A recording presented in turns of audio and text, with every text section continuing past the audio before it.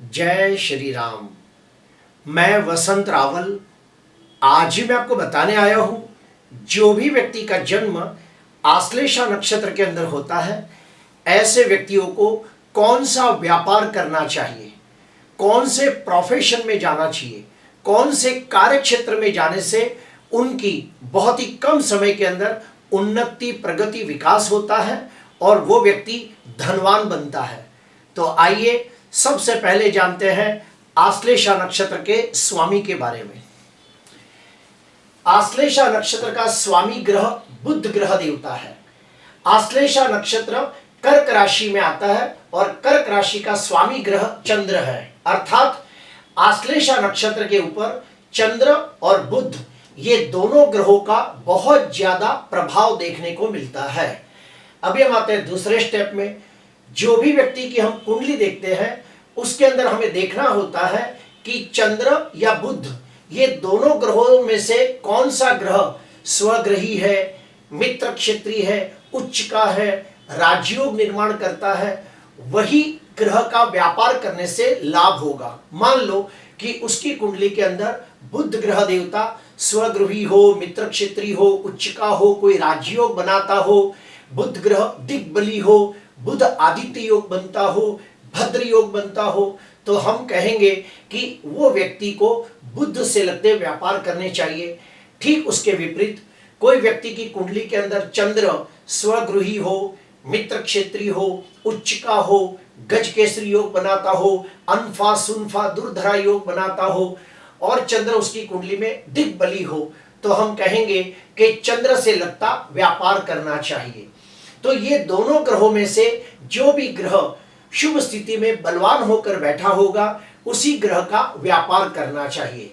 अगर मान लो ये दोनों में से कोई ग्रह नीच का हो, निर्बल हो, पाप ग्रहों से द्रष्ट हो, पाप ग्रहों से पीड़ित हो, छठवें, आठवें, 12वें भाव में बैठा हो, तो फिर उस ग्रह का व्यापार गलती से भी नहीं करना चाहिए। और ये सारी बातों का फल कब देखने को मिलता है? तो उस ग्रह की महादशा, अंतरदशा, प्रत्युंतर दशा के अंदर, या फिर उस ग्रह का जो मित्र कोई भी हो उसकी महादशा, अंतरदशा के अंदर अच्छा फल देखने को मिलता है। तो आइए जानते हैं कि अगर कोई व्यक्ति का जन्म आश्लेषा नक्षत्र में हुआ हो और उसकी कुंडली के अंदर बुध ग्रह देवता स्वगृही हो, मित्र क्षेत्री हो, उच्च का हो, भद्र योग बनाता हो, दिग्बली हो, कोई राजयोग निर्माण करता हो, तो ऐसे व्यक्ति को कौन सा व्यापार करना चाहिए? बुध कला का कारक है, तो ऐसे व्यक्ति एक अच्छे कलाकार बन सकते हैं। गीतकार, संगीतकार, नृत्यकार, कोई भी टीवी सीरियल में या फिर फिल्मों में काम करने वाले कलाकार बन सकते हैं। ऐसे व्यक्ति एक अच्छे कवि, लेखक बन सकते हैं। बुध विद्या का कारक है, तो ऐसे व्यक्ति एक अच्छे शिक्षक बन सकते हैं, प्रोफेसर बन सकते हैं, लेक्चरर बन सकते हैं। ऐसे व्यक्ति हस्तकला के अंदर भी निपुण हो सकते हैं। बुध ज्योतिष का कारक है। अगर कोई व्यक्ति का जन्म आश्लेषा नक्षत्र में हुआ हो और अगर उसकी कुंडली के अंदर बुध बहुत ही बलवान होता हो, तो ऐसे व्यक्ति एक अच्छे ज्योतिषकार बन सकते हैं, वास्तुशास्त्री बन सकते हैं, टैरो कार्ड रीडर बन सकते हैं। ऐसे व्यक्ति एक अच्छे एंकर, कथाकार, प्रवचनकार, भाषणकार बन सकते हैं। कोई व्यक्ति का जन्म आश्लेषा नक्षत्र में हुआ हो और उसकी कुंडली के अंदर बुध पहले भाव के अंदर दिग्बली होता हो या फिर वो स्वगृही या उच्च का होकर भद्र योग बनाता हो, तो ऐसे व्यक्ति एक सक्सेसफुल बिजनेसमैन बनते हैं, एक अच्छे वकील बन सकते हैं, बैंक के कर्मचारी बन सकते हैं, कोई साइंटिस्ट बन सकते हैं, मनोवैज्ञानिक बन सकते हैं। और ऐसे व्यक्ति पैसे की जो लेन देन होती है उसके सलाहकार बन सकते हैं, यानी कि वित्तीय सलाहकार बन सकते हैं। बुध गणित का भी कारक है।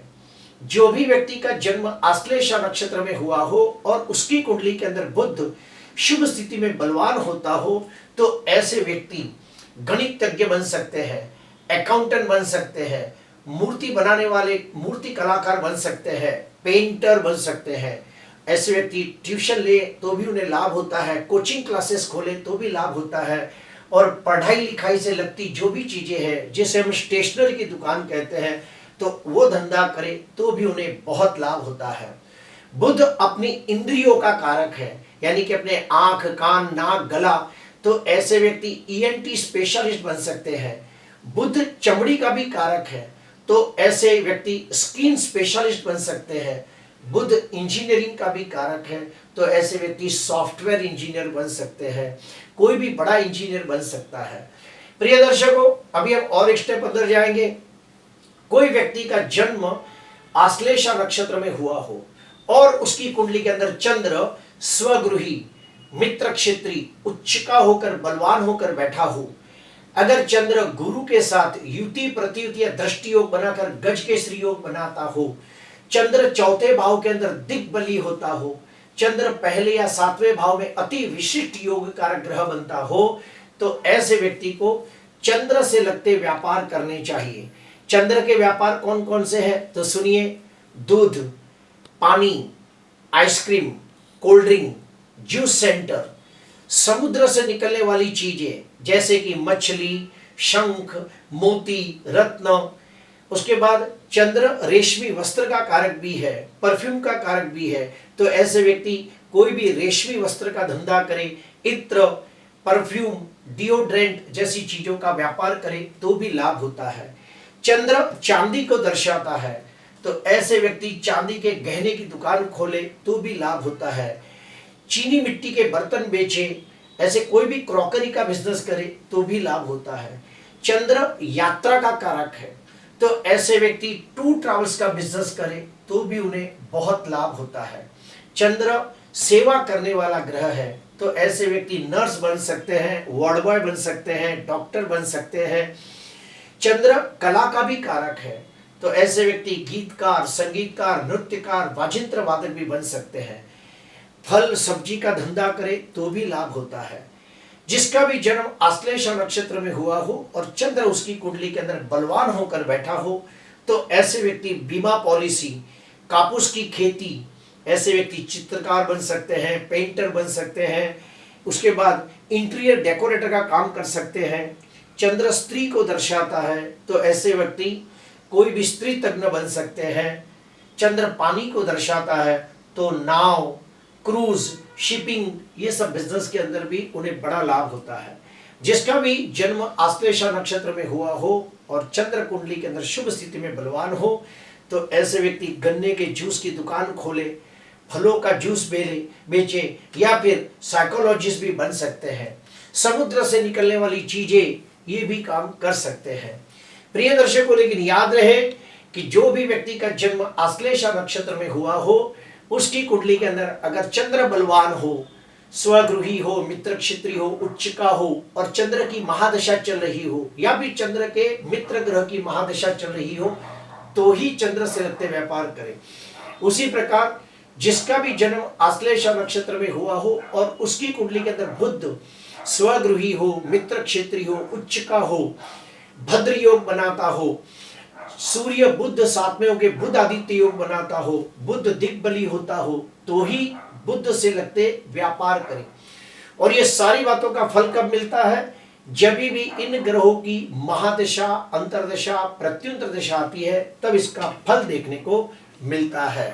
प्रिय दर्शकों, आज मैंने आपको बताया कि जो भी व्यक्ति का जन्म आश्लेषा नक्षत्र में होता है, ऐसे व्यक्ति को कौन सा व्यापार करना चाहिए। अगर आपको वीडियो अच्छा लगा हो तो जरूर लाइक करना, सब्सक्राइब करना। नमस्कार।